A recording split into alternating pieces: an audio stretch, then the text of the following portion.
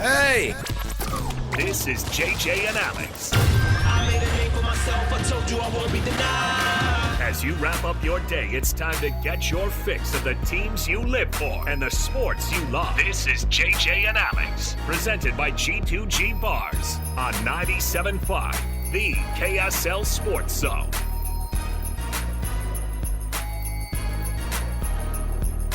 Good afternoon. Happy Monday. We're happy to have you here on JJ and Alex. Mondays are hard, but we're fighting through it. You're almost there. You're almost through the workday, and we're here to help you get to the finish line. Jeremiah Jensen, Alex Keary, not here today. Alex will also be gone tomorrow. Tomorrow on the show, Stevenson Sylvester will join me for an hour and a half before the Jazz game starts when they're taking on the Atlanta Hawks, so that'll be fun tomorrow. But today, the focus is on the now. Focus is on the present. And in my presence is the great Mitch Harper. You know him, you love him. BYU Insider, KSLSports.com, and you do so many more things. KSL News Radio, Cougar Sports Saturday. We'd spend an hour here talking about everything you do. Well, thank you. You're busy. We love you. You are the go-to guy for BYU coverage. If you love BYU and you're not following Mitch Harper, you're not consuming Mitch Harper content, you're doing it wrong. That's where you're going to find the best coverage. And I love, Mitch, how it's just you're so professional in what you do. Like, let's be honest, there's a little bit of sometimes BYU coverage in the market that's a little too fannish, if you know what I mean. Yes. We need to be real. We need to know what's really going on. We need to know what the truth is. We need to look at things objectively, because if you don't, then there's no way for the program to get better or or fans to understand what's really going on. Because I think the greatest problem with that, and we're going to get into some BYU talk here in this segment when we start the cut, but real quick as I introduce you, when you get sold sunshine and rainbows all the time, like, it hurts your expectations and your perception of the program and the players, and it makes for a negative fan experience. If you understand what's really going on, where things really are, it actually enhances your experience because you don't have unrealistic expectations. And if the team does do much better than you expected, or a player does better than you expected, there's a lot of joy in that.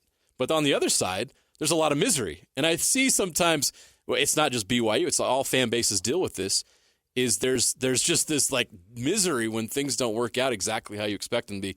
That's why reporting and calling things how it is so important. Well, I appreciate that, JJ, and excited to be in here in the studio today. It's our first time hosting together since you've been in the saddle here, and I'm excited. That's crazy. It feels like we've done. You've been on our show. I've been on your show. We've done all kinds of stuff together. This is the first time you and I are on a hot mic for 3 hours. Well, we've had so many 3-hour nights in the sports bullpen, just talking sports and everything. Drive back from Vegas.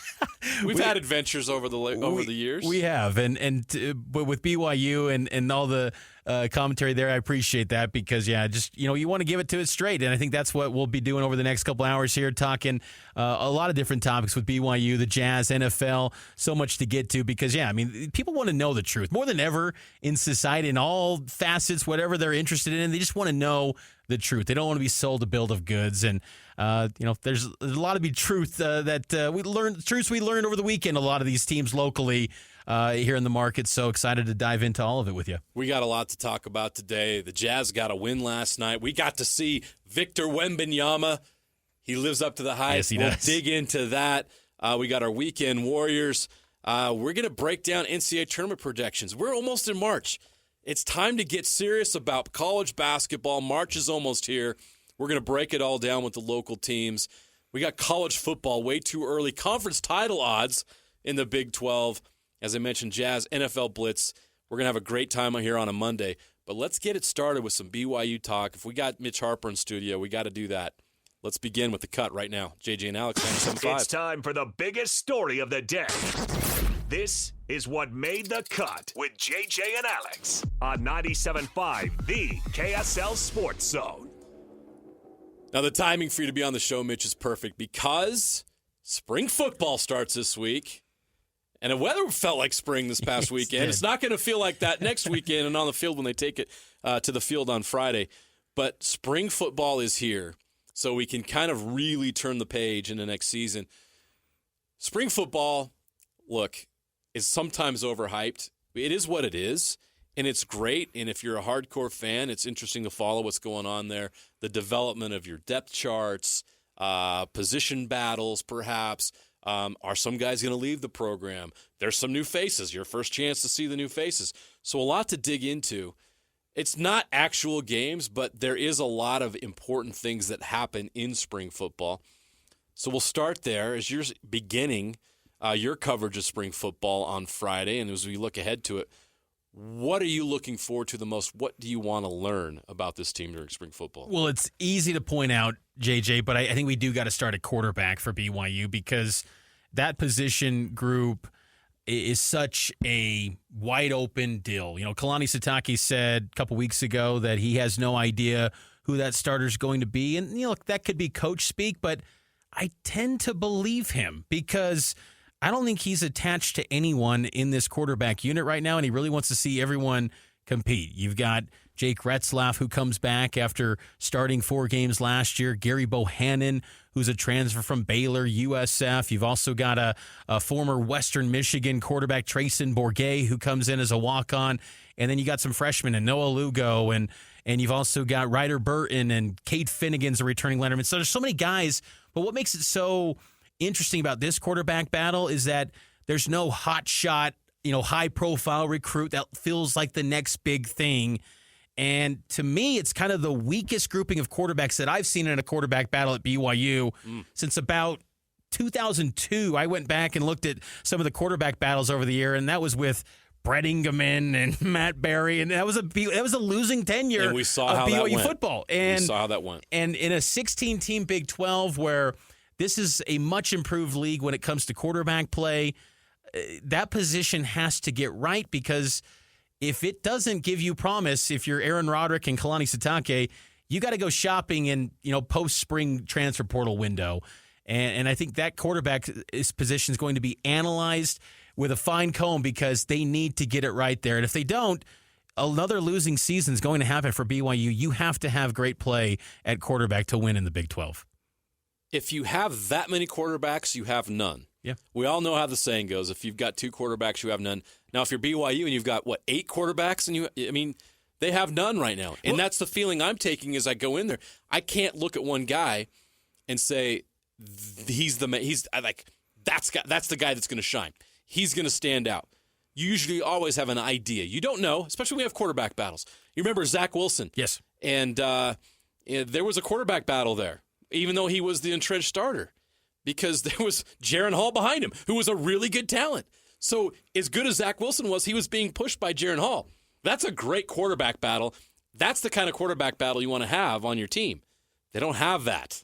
This is not that kind of a quarterback battle. This is a wide open, we have no idea type of battle, which concerns me greatly about BYU is they have not figured. This has got to be figured out, and it's got to be good because you're going into the Big 12 second year now where you're looking around, and BYU fans are sick of us hyping up Cam Rising in Utah, but the honest truth is Cam Rising's won 2 Pac-12 championships. He's a proven guy. They're ready to go. The added benefit that brings to your program right out of the gate, you cannot place enough value on that. And watching BYU last year, even Keaton Slovis coming, knowing he was the starter, it still didn't materialize. So it's so important to have that position solidified, to have a guy you can trust that is going to perform because it impacts everything else that's going on. So you can understand why there's so much concern about this. They don't know who that guy is. It could be Gary Bohannon. We watched him. I was on the field at Baylor when BYU went down there.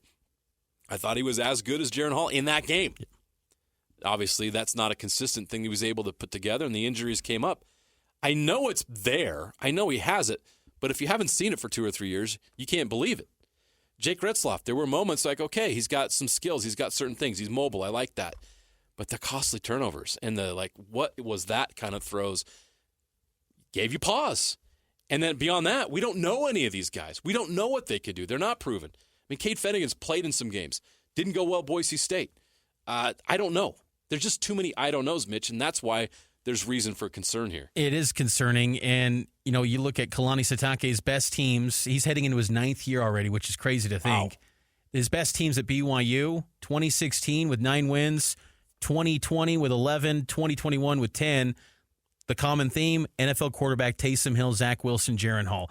If Kalani wins, you've got to have an NFL quarterback. If he doesn't have an NFL quarterback, it's about 7 wins on the high end, and that was with independent schedules. No one's going to say that those independent schedules, even though they had maybe higher level of top-end teams, the bottom of those schedules was bad. There's no, terrible teams in this 12-game schedule. BYU's got a bunch of games next season where they could be 50-50 games. Like, I'm not looking at anyone in the Big 12 and saying they are just untouchable. I mean, that's going to be kind of the entertainment value of the Big 12 is that it's 50-50 football every week. Anything can happen, and it's going to be wild. And BYU could maybe be that team that was like West Virginia this past year where they rise from the ashes and give you an 8-win season maybe. But history has shown that Kalani's got to have an NFL quarterback to get that done. And if he doesn't, it's going to be a lot of hair pulling, and you're going to be feeling like BYU is not in a good place. And the stakes get magnified when Utah's in the league. I think that's an underrated storyline going into the season that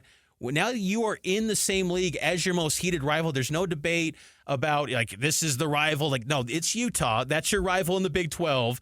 And if they step in this league and just win it, and I think they're at a minimum in the top 3 of this league, at a minimum, that's going to elevate the stakes and the urgency for BYU. So they've got to get this right. And I think that you have so many guys in that quarterback unit right now because they all feel like what we're talking about. There's no clear-cut guy. So, Ryder Burton saying, I could maybe emerge. Like, is it possible? Probably not. But there's this feeling around the entire BYU program where everything's up for grabs. Outside of, defensive end with Tyler Batty and cornerback Jacob Robinson and a handful of offensive linemen with Connor Pay and Braden Keim, I think every position is up for grabs for BYU. Wide receiver, I feel like there should be competition, even though you do bring back Chase Roberts and you bring back Cody Epps and you bring back some key pieces, Keelan Marion, but there needs to be competition because no one, especially on the offensive side, etched their name as the clear-cut guy because that was a disaster last season in many regards for BYU. I mean, if you don't have, a season opening opener against Sam Houston, and if it would have been Tennessee like originally planned, you're talking about a 4-win season. So BYU had a lot of issues last year, but Kalani does, whenever, to his credit, whenever he's made changes and there were some tweaks to the offensive staff, he tends to have a little bit of an uptick in wins and in production. So bowl game is doable, but spring ball has got to really get some answers because if they don't get those answers, they got to be heavily involved in the post-spring transfer portal window. I have one answer for you about the NFL quarterback thing. They don't have an NFL quarterback. That's the thing, too. They just don't. I don't, and I'm with you. I think that's where I point to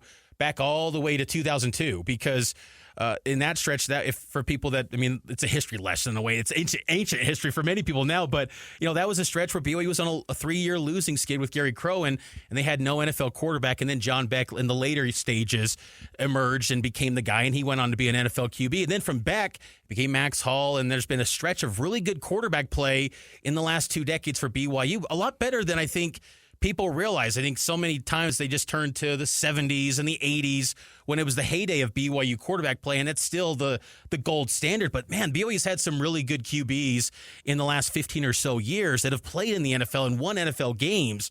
And that right now, there's no sign of a guy in that unit that screams NFL to me either. And I think a big part of this issue right now at the quarterback unit for BYU is that they went 2 entire recruiting cycles without signing a high school guy, and it's created this situation where they're in hurry-up mode, and they've got to go get a 1-year rental or a 1-year guy like Gary Bohannon and Keaton Slovis last year to kind of put a Band-Aid on the issue. But I think in an ideal world, BYU has Retzlaff emerge as the starter out of spring, but young guys like Ryder Burton and Noah Lugo show promise that say they could play if called upon in the fall. Because if that doesn't happen, then you're talking about being in a world where you're going for another 1-year guy next year or even this summer if needed. So It's just kind of it's a very important spring. And I know that sounds very reality TV show host to me, like the most important spring ball ever. We say this every offseason. season. But it does feel like it because,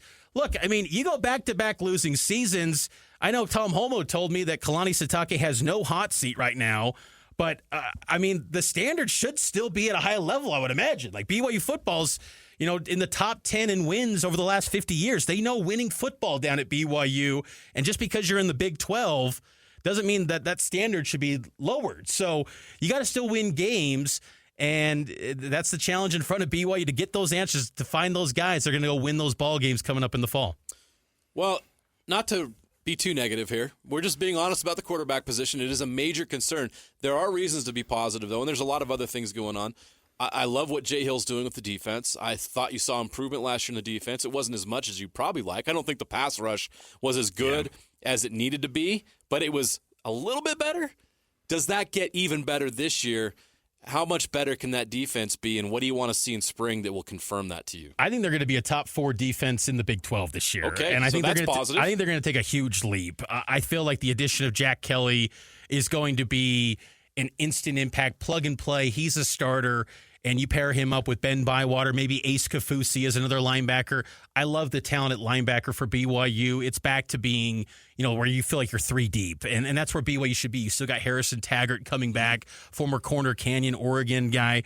He's in his second year at BYU. I think the defensive line will be much improved for BYU, and I think a lot of that is because of the continuity, one, with Batty returning and Zay Banya, but I love the new additions that BYU brought in from the JC and transfer portal ranks. I've talked about him quite a bit, but Sonny Tuala, he's going to be part of spring ball. He was a JUCO transfer. He's incredibly raw. He's only played football for about 3 years in his life, but if he can kind of catch fire, I mean, the athleticism that he has off the edge will be a huge boost for BYU, and I noted Jack Kelly, like I think in talking about, pass rush, he led the Big Sky last year at Weber State in sacks with 10.5. BYU as a team had 11 sacks. That guy alone will instantly provide an uptick in production for BYU there. And I like the cornerbacks with Jacob Robinson. I think you need answers as far as who's going to be that starter alongside him, but I know they really like Maury Bamba. He was someone who got a few starts last year, but he still is very young and raw. But they bring in a few guys from JC ranks and also guys back from injury. The safeties bring back Micah Harper. I think that defensive unit, second year under Jay Hill, I'm saying I feel like they'll be top 4 in the Big 12. I think they will make massive leaps forward. The biggest question, I think, on the defensive side is the D tackles. John Nilsson comes back from an injury, which I think is a big deal for BYU, but I think that's an area where BYU's got to maybe hit the portal to add depth at that position because it is relatively thin there unless they get some immediate answers from some of these JUCO transfers that Jay Hill and Sione Buha brought in. But I like the defense. If they can stay healthy, they're going to be a really good group. So if that defense is as good as you say it is, that'll keep them in some games. It'll give the offense a chance. I think so. As it tries to figure some things out. Well, let's talk about some other positions on that offense because you lost some running backs. And Aiden Robbins, who I felt like should have came back, decides to go to the NFL. That was a big loss. LJ Martin, he proved himself, but was it consistent, and is he ready to step into that role? How do you look at that running back position? Because running the football was a problem for BYU's offense. It put a lot of pressure on Keaton Slovis, and the pass game couldn't carry the offense. How much better will the run game be, or will it not be? It's a big question, like quarterback. And I think part of it is because of the high standard that the Big 12 has for the running game. I mean, the backs in this league, not only the best in the Big 12, but I think some of the best running backs in college football. I would say 5 or 6 of the best top 10 running backs in college football reside in this league. When you think about Ollie Gordon, R.J. Harvey at UCF, Taj Brooks at Texas Tech, DJ Giddens at Kansas State. There are some great running backs in this league. So there's a high standard for what is expected from that position. And I think LJ Martin has star potential at BYU. I do. And I think the coaches see that in him. But is he ready to be that guy? I mean, he's one rolled ankle away from then you're turning to Miles Davis, who has seldomly played and had a brief moment in the transfer portal. And then it's maybe Hinckley Rapati, who had a few games, but he's also had a history of putting the ball on the turf and not, taking care of ball security. So big questions there. I'm very surprised that BYU comes into spring without a transfer portal addition. It feels like that's been the bread and butter of BYU off seasons, where out of all the positions out of the portal, you can tell running backs, hey, we've had Chris Brooks, Tyson Williams, Aiden Robbins. all guys that are going to get a paycheck from an NFL team. Like, I think Aiden Robbins is going to get maybe a undrafted free agent opportunity and get a chance to earn a paycheck. And Chris Brooks was, a thing in Miami last year. So I think that that's been a position where BYU's had a lot of success, and Tyler Algier and Jamal Williams, they've churned out NFL backs under Kalani Sitake. So they are putting a lot of expectations on LJ Martin. But I think a guy to keep an eye on that I'm very intrigued by, he's a local kid from Timpview High School, Pokayawa Haunga from Timpview High, came back from a mission. He could be kind of like, there's a little bit of comparisons to Harvey Unga potentially, really good athlete. I think he could be one to watch that could emerge and be a spring ball name that no one's talking about right now. That could be someone that we're talking about come summertime around Big 12 Media Days as maybe a factor in that running back unit for BYU. But it's light, and I think that's an area that they've got to bolster. Regardless of what happens in spring, I think they need to add someone in that post-spring window. The O-line, is it going to be? Was it coaching last year? Was it talent? Was it mix? Are they going to be good enough this year? Is it going to be better? I think that they are going to be better. TJ Woods comes in from Georgia Southern, and I saw him at the BYU Baylor game, all decked out in BYU Gear's family, so he's leaning into being a BYU guy. Got the great offensive line and coach mustache, looks like an offensive line coach. That. He looks the part. Connor Pay returns. Braden Keim, I think, is an underrated return. I think he's someone that maybe a year from now could be maybe an NFL pick potentially because he's a freaky athlete. Keim, so I like that grouping. It's interesting. Kalani Sitake said he is just so excited about year 2 with Caleb Etienne. He kind of wanted to temper the expectations, but he feels like it's going to be night and day. And that would be a huge development because if Etienne becomes the player that they thought he was going to be when they got him from Oklahoma State last year, that could be a game changer for BYU along the offensive line. I don't think they're as deep as what they've been the last 3 years. I think it kind of stops after about 6 guys, and you feel like there's a lot of questions as, are they ready to step into a Big 12 game? But the coaches have really loved Lone Peak High return missionary Joe Brown, who they elevated from preferred walk-on status to a scholarship. He could be a starter in year 1 back from a mission. He's going to compete in spring ball. So I think they will improve, and I think that there's going to be a lot more aggressive attitude. I think TJ Woods is going to bring an intensity where they're going to hold guys accountable. That wasn't happening last year with the previous regime with Darryl Funk, and I think that alone can help maybe get the most out of these players that are talented at the top end of that unit. Last BYU topic before we go to break. This has been a great spring football primer. Tight end position really, really slipped last year.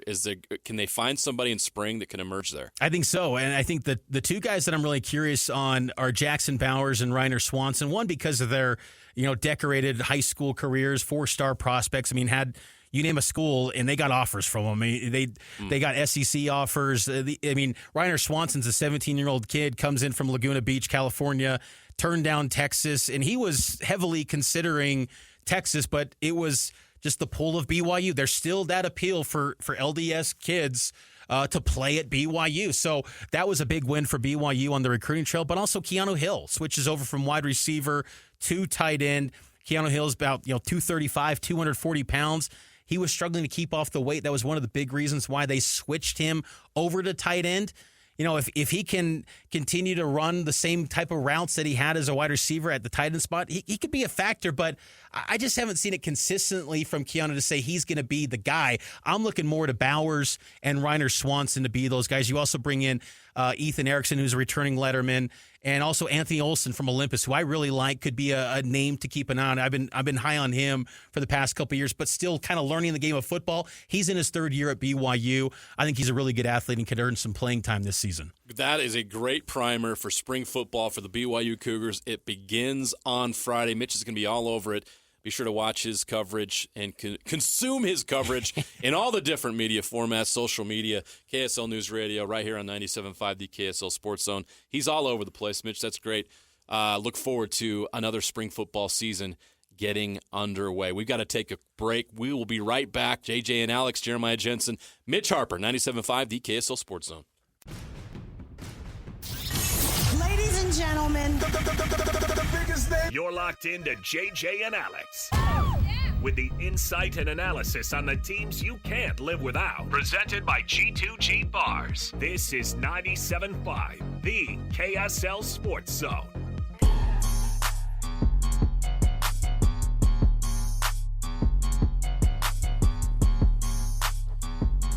JJ and Alex continues, 97.5, the KSL Sports Zone. Mitch Harper sitting in for Alex Curie. Alex will be back on Wednesday. So it's Jeremiah and Mitch today. We had some fun in the first segment. I think BYU fans really appreciate that breakdown. That was awesome, Mitch.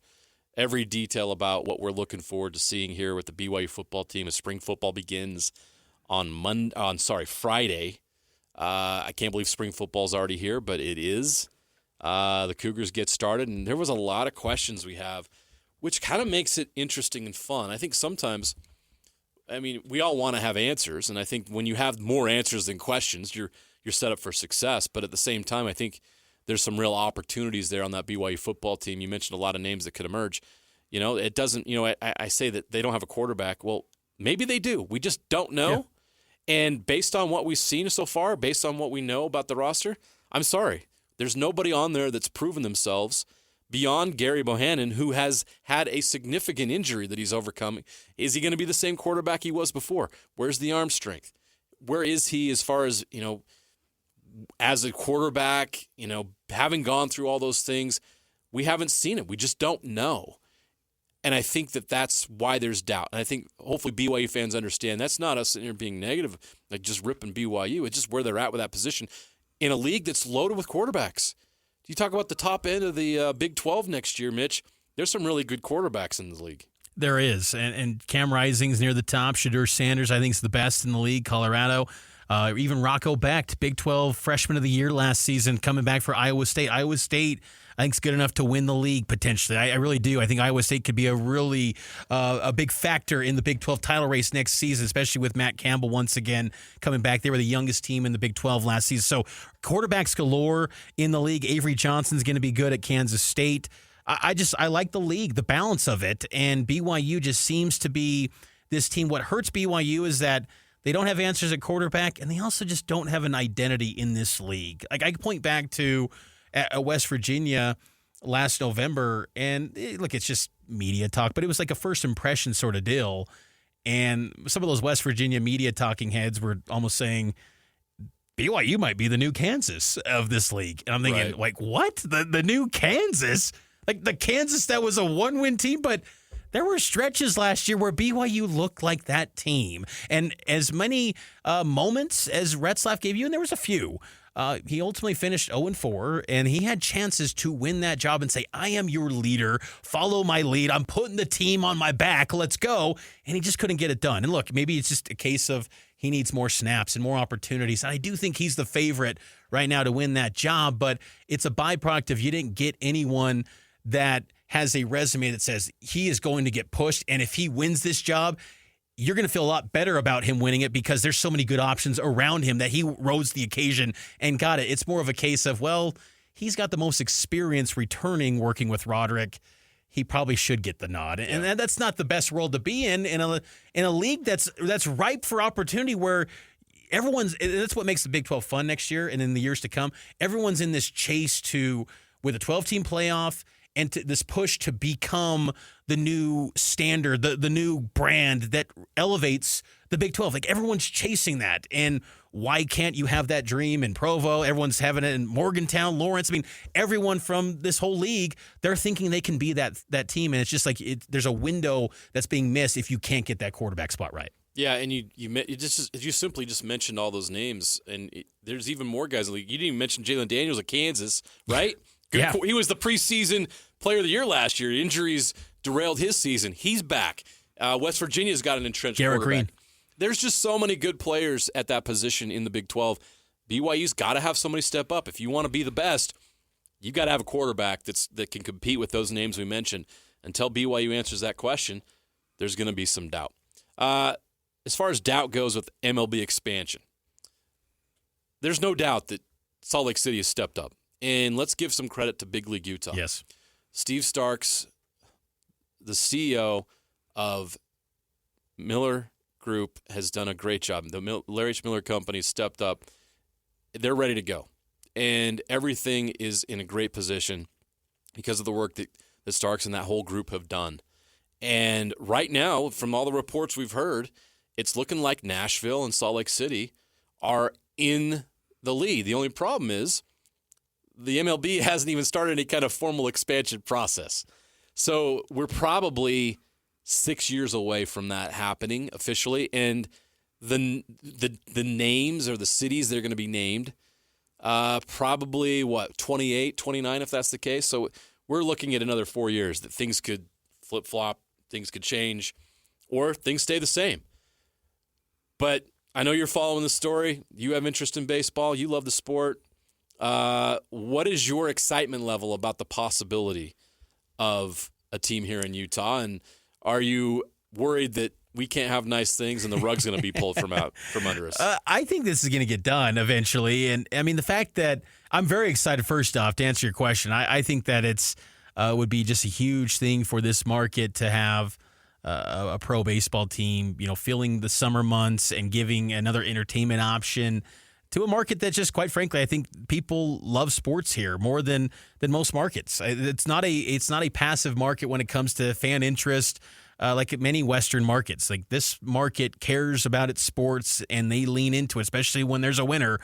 They're all in. And, I just think it's remarkable, too, that Salt Lake, it feels like, has closed a gap because it feels like Nashville's been this team market that's been tossed around for more than a decade. It feels like they've been that next in line. They've already got Nashville. they're already the Nashville Stars. They've already got it picked out. They're all ready to go. So there's been so many years, yet Salt Lake has closed the gap, it feels like. Yeah. And to your point with Big League Utah, I mean, maybe it's just following the Jazz for many years in this market and seeing them and observing them. I just feel like anytime the Millers attach their name to anything, it's going to be a well-executed from top to bottom operation.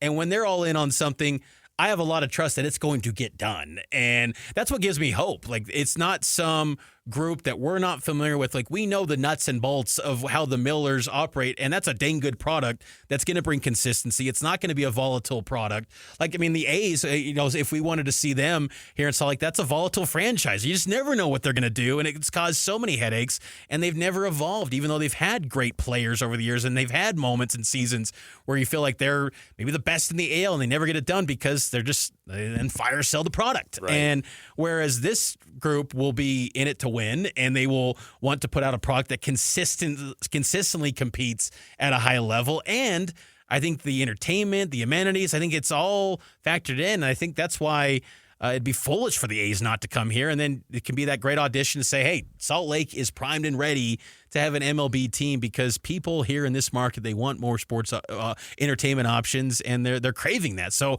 I'm very interested in this story. It's got me more fired up in baseball, honestly, coming up to this season, because for the past few years, it's just more casual looking at scores and, not being invested. I feel like this year I'm way more intrigued in the storylines, the hot stove, because there's a chance this has a ripple effect on our market. Yeah, I think people here almost unanimously would love to have Major League Baseball here, unless they have to pay $1 billion in taxes to fund it. That's a different story. We're not going to dig into that right now. That will be debated and discussed. It sounds like a hotel tax, but hopefully all that, the political stuff and all that kind of stuff gets worked out, because as a sports fan, you want that to be here. But CBSSports.com, writer Dane Perry, baseball writer, took a look at MLB expansion right now. He broke down 8 possible locations for new baseball teams, from population to how many other pro sports teams they have in those markets, because it's obvious that baseball is interested in going to 32 teams. So he went through all these different areas or categories. How much that has an impact on things, I don't know. But obviously, population matters, right? You want to go into a market that is big. So when it comes to the teams that are being considered here, Montreal, Charlotte, San Antonio, Portland, Sacramento, Las Vegas, Nashville, and Salt Lake City. He picked these 8 cities. Salt Lake City's 8th in population. Montreal would be first at 4.38 million.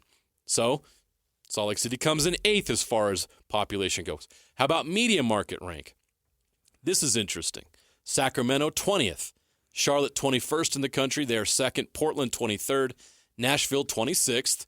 Salt Lake City 27th, San Antonio 31st, Vegas 40th. I will tell you that Salt Lake City is shooting up the Nielsen DMA charts. Since I've been working here, when I first got here to Salt Lake City, I think we were 36th. And in that time, we are now up to 27th. In fact, I think there's been a 6-spot climb just in the last 5 years. So the population in here is rising. The media market size of Salt Lake City is growing by the year. And we've passed places like Milwaukee and San Antonio, Pittsburgh, cities like that. Those are significant. That's significant because those are places with multiple pro sports teams. And we're right on the heels of Nashville. Portland, while they're making their case up there, it's a 4-spot difference. It's not that big of a deal. Salt Lake City, and I feel in that area, which might be more important than the population thing, they rank pretty well. They're in a good spot. And I know we're up close to this market all the time, but it just feels like compared to those other markets, and again, I don't know, I'm not going to sit here and claim to know all the nuances and the fabric of the culture of those media markets, but it feels like there's just upside. Like you're investing into a rising product in Salt Lake, whereas some of these other markets, I just feel like sports the interest level has peaked. It's in the past. Like at Sacramento, it's not going to be the days of the Kings in the cowbell. I know they still support the Sacramento Kings greatly, but it's just like I feel like their best days are beyond them. Where Salt Lake is just people in Sacramento are Giants fans. Exactly, they're already occupied by so many other teams in California. I just feel like Salt Lake's just got the ability to where you come in day one and you're going to win over a market because there's so many. I know there's a lot of fan base or a lot of sports fans here in this market that maybe have adopted the Yankees or the Red Sox or the Dodgers, like the key brands. But I feel like a lot of them might sacrifice that and say, you know what, I want to be part of the team that's in the home market, and I'm ready to go all in on this team. So I just feel like that's what's also appealing. And again, there's a lot of people moving in. I know that's not ideal. We don't want you don't necessarily want that, but I know people listening probably don't. But a lot of people want to live here. Once you get here, you go, this is an amazing place. And I think pro athletes, once they get into this market, they realize, hey, it's not as crazy as it's been portrayed for so many decades. It's a great place to live and to raise a family. I just think there's so much upside and potential in Salt Lake. And I think like Charlotte could probably be a good market, I'm sure. But I just think too close to Atlanta, too close to Nashville. That's the thing is where that matters. And I'll get to get to that. You need a team in the Mountain Time Zone too for Windows television. Yep. So Salt Lake City ranks low in per capita GDP. More people have more money to spend in Vegas, Charlotte, Sacramento, those places. Number of major sports franchises, not that many. That actually helps, I think, their case because there's room for growth here. Yep. There's room for growth. There's the market's not as split. But here's a really big factor. I think it matters. Salt Lake City's 520 miles from Denver. Obviously, when the A's come here, Vegas is a little closer, but you're still far away. This is a chance for MLB to come to a rising market and a huge geographic area that a team could occupy where there's not currently one. And so this is an opportunity for Major League Baseball to tap into an untapped sports market. As we're mentioning, there's a lot of interest here, and I think that certainly favors Salt Lake City. But the thing that I take away from this is even though Salt Lake City doesn't have a lot of advantages in these categories that he's throwing out as being the reason why you give somebody an expansion team, they're at the front They're at the front. Yep. They're the leader in the clubhouse right now for the Western Club. Give Steve Starks, Big League Utah credit, Dale Murphy, everybody involved. Give everyone who's supporting this credit because you're at the front of the line when, by logic, you should be in the back. Yeah.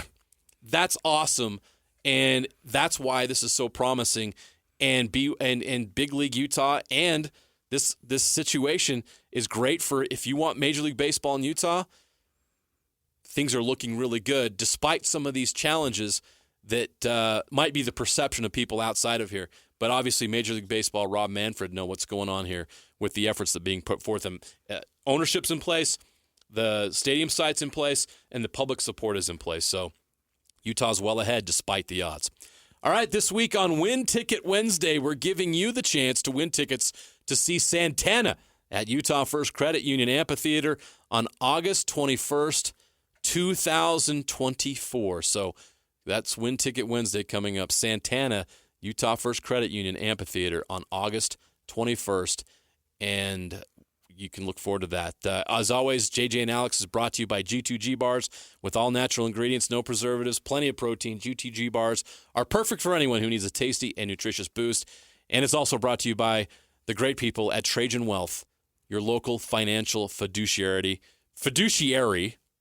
801-899-7600. You can visit their website at TrajanWealth.com. Our Weekend Warriors are coming up next.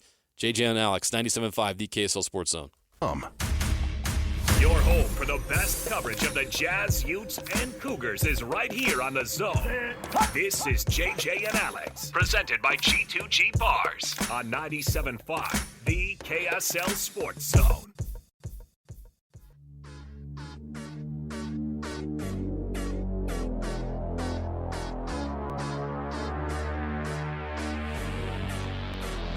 JJ and Alex, 97.5, the KSL Sports Zone.